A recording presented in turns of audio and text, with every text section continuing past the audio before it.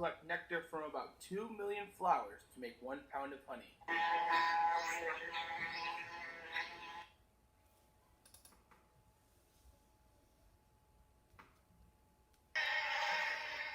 Bees carry pollen on their hind legs, called a pollen sac. Pollen is a source of protein for the hive and is needed to feed the baby bees to help them grow. A beehive in summer can have as many as 50,000 to 80,000 bees.